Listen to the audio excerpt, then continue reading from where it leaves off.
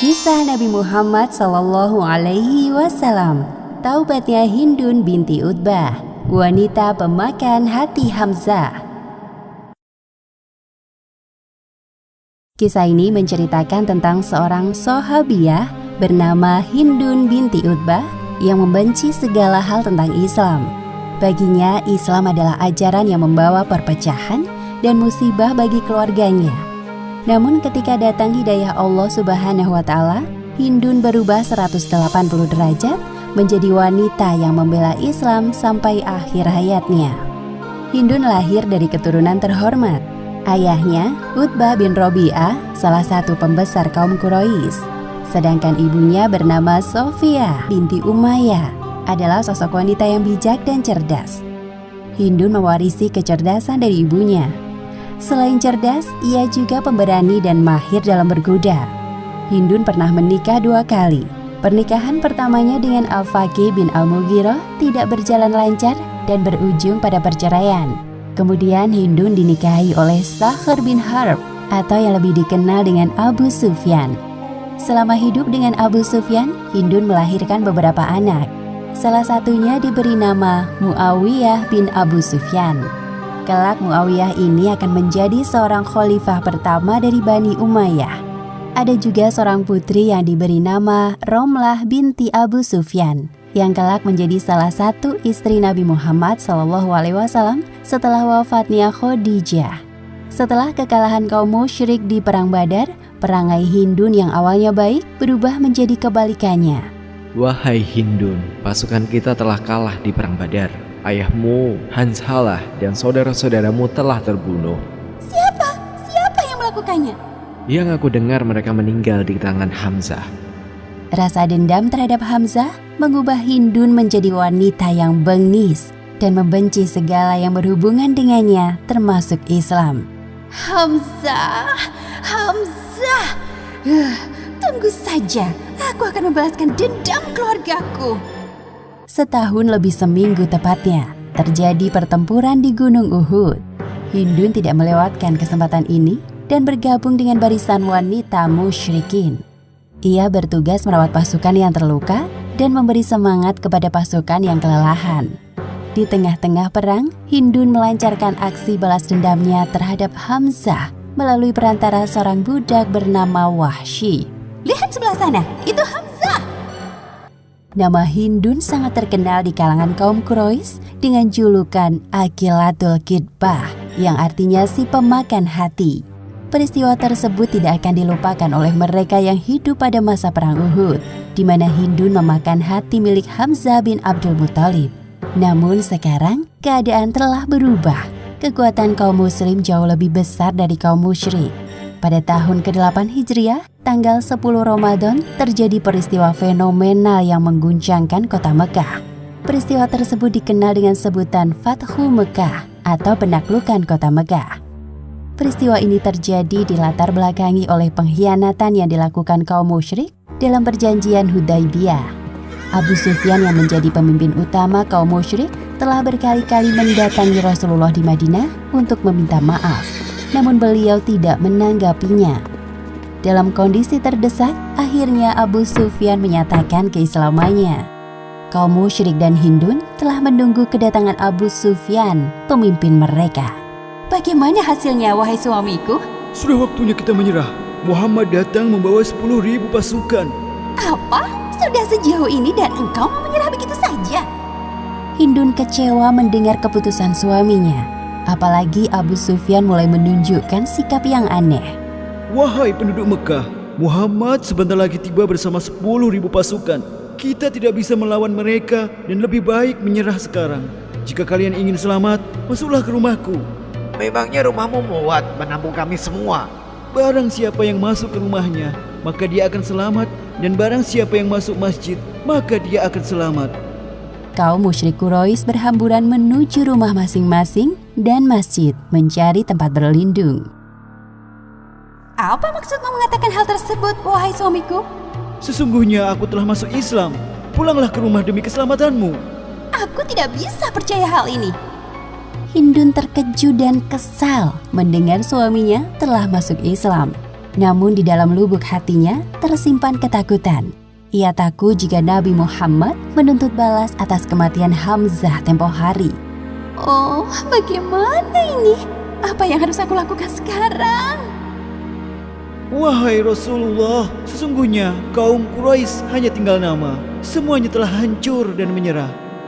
Ternyata kedatangan Nabi Muhammad dan para pengikutnya ke Mekah bukan untuk berperang, melainkan untuk menyelamatkan kota Mekah dari kekuasaan kaum musyrik dan mengembalikan fungsi Ka'bah sebagaimana mestinya.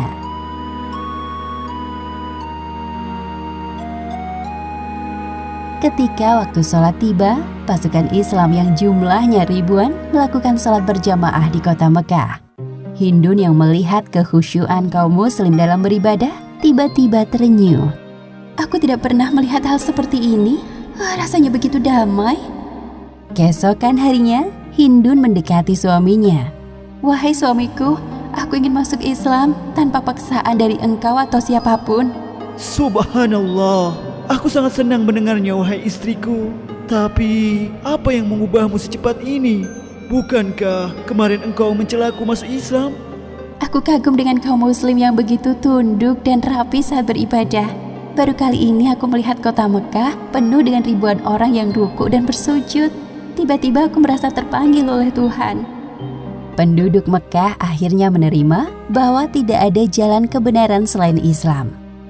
Sementara itu, Hindun bergabung dengan para wanita yang lain mendatangi Nabi Muhammad untuk berbaiat. Baiat adalah sumpah yang diucapkan seseorang untuk setia dan taat pada perintah Nabi Muhammad SAW. Hindun menutupi wajahnya dengan cadar agar tidak dikenali oleh Rasulullah. Perasaan bersalahnya kepada paman Nabi masih ada sampai sekarang. Padahal saat ia melihat Rasul tidak tampak sedikit pun dendam, melainkan keteduhan yang terpancar dari wajah beliau. Aku membaiat kalian untuk tidak menyekutukan Allah dengan sesuatu pun, termasuk tidak mencuri.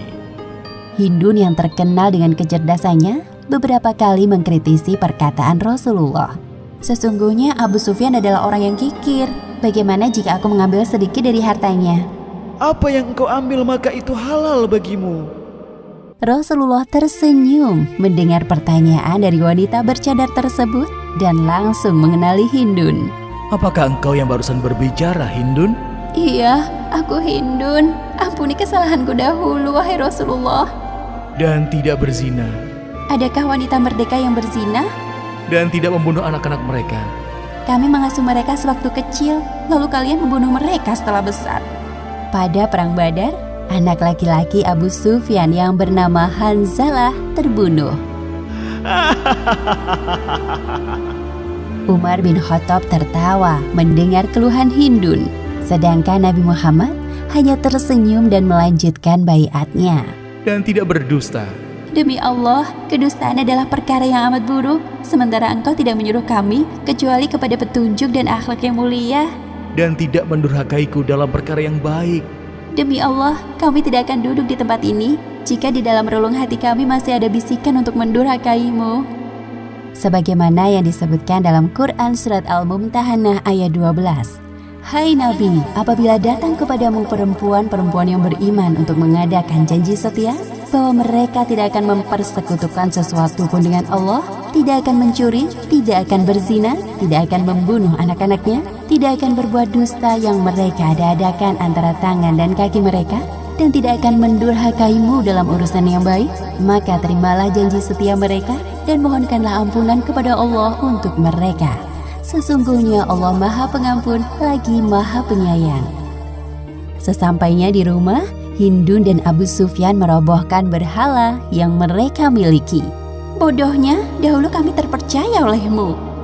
Setelah bertaubat dan masuk Islam, Hindun menjadi sosok wanita yang istimewa, ahli ibadah, rajin berpuasa, dan gemar melakukan sholat malam. Allah Subhanahu wa Ta'ala telah menghapuskan kedengkian dari hatinya. Ketika wafatnya Rasulullah, Hindun merasa sedih dan terpukul. Wahai Rasul, meskipun engkau telah dipanggil ke hadapan Allah Subhanahu wa Ta'ala, aku tidak akan pernah mengingkari janjiku di Bukit Sofa. Di sisa umur yang aku miliki, aku berjanji akan mengabdikan diri untuk Islam. 4 tahun setelah wafatnya Rasulullah, terjadi perang Yarmuk antara kaum muslim Arab dengan pasukan Romawi Timur. Hindun turun ke medan perang. Ia melihat beberapa orang muslim hendak melarikan diri, termasuk suaminya sendiri. "Wahai Sahar, mau kemana engkau? Kembalilah, berjuanglah mati-matian untuk membalaskan kesalahan masa lalumu. Ingatlah, ketika engkau berusaha payah mengalahkan Rasulullah, aku terus berdoa untuk keselamatanmu dan kemenangan umat Islam." Perang Yarmuk berakhir dengan kemenangan kaum muslim sekaligus menjadi akhir perjuangan Hindun binti Utbah untuk Islam. Ia meninggal dunia saat berjihad di jalan Allah Subhanahu wa Ta'ala. Demikianlah akhir kisah taubatnya Hindun binti Utbah, wanita pemakan hati Hamzah. Hikmah yang dapat kita ambil dari kisah ini: pertama, lakukan taubat dengan sungguh-sungguh dari hati dan diiringi dengan amalan baik agar dosa-dosa kita diampuni oleh Allah Subhanahu wa Ta'ala. Dan kedua, hendaknya kita tidak sibuk menilai dan menghakimi kehidupan orang lain, karena belum tentu kita lebih baik darinya. Dan setiap orang diberikan ujian yang berbeda-beda sesuai dengan kesanggupannya. Wallahu a'lam bishawab.